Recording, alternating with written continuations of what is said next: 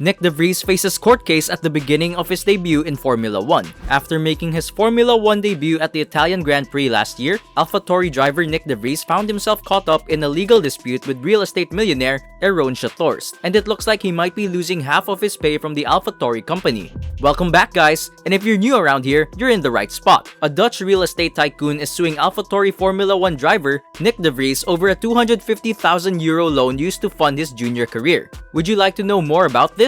Would you like to note the terms of the contract? Then, watch this video to the end, as all your questions will be answered in this video. So, please fasten your seatbelts and let's get started.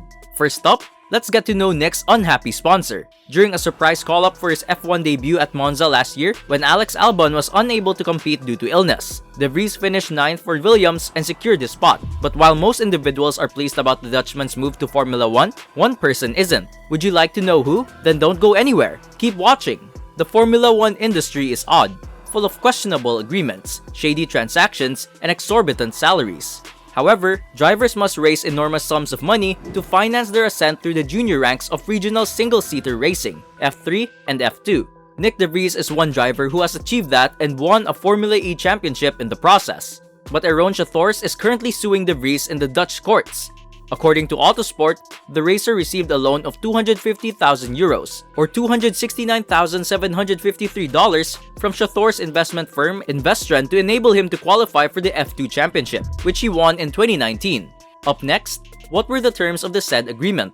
3% interest was charged on the loan, and de Vries agreed to give up a portion of his earnings from F1-related ventures. Importantly, Autosport notes that the loan would be forgiven if de Vries were not an F1 driver by the end of 2022. The Dutchman raced for Williams for the first time last year, but didn't have a full-time seat for the 2022 campaign. So instead, he will make his full-time Formula 1 debut for the Red Bull Junior team later this year, Autosport reports. In a few moments, we will tell you about Shahtorst's unhappiness and Nyck's response to all of this.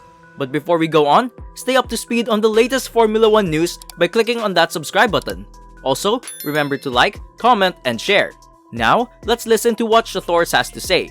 This week, Shahtorst alleged that de Vries had neglected to provide information about his earnings and contracts during the loan's term. Shahtorst is requesting those details, including those about his contract with alphatauri F1.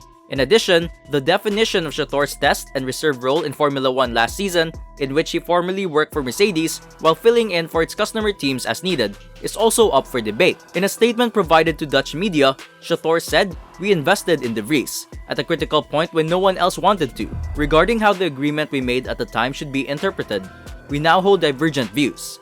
Unfortunately, we cannot avoid going to court because situations like that occur. We would have much preferred a different outcome. But that doesn't change the fact that as a motorsports enthusiast, I wish Nyck the best of luck in his future endeavors." Finally, what does de Vries or his lawyer have to say about all of this? The Telegraph reported that de Vries' attorney, Aaron Bideau, asserted that the F1 driver had offered to repay the €250,000 loan in addition to the €190,000 in interest he had already paid. But Shahtorst had rejected this offer. Bideau testified in court on Tuesday that everything shows that Investtrend cannot handle the fact that de Vries became a Formula 1 race driver in 2023 and not in the last year of the agreement. Bideau further asserted that de Vries' courteous rejection of Shahtorst's offer to serve as his F1 manager was a contributing factor. Early in February, the Amsterdam court is anticipated to issue a decision. So, though we can't predict the court's verdict, let us share our opinions and thoughts about all of this in the comments section. Whose side would you be on, Nyck or Shahtorst? Thanks for watching.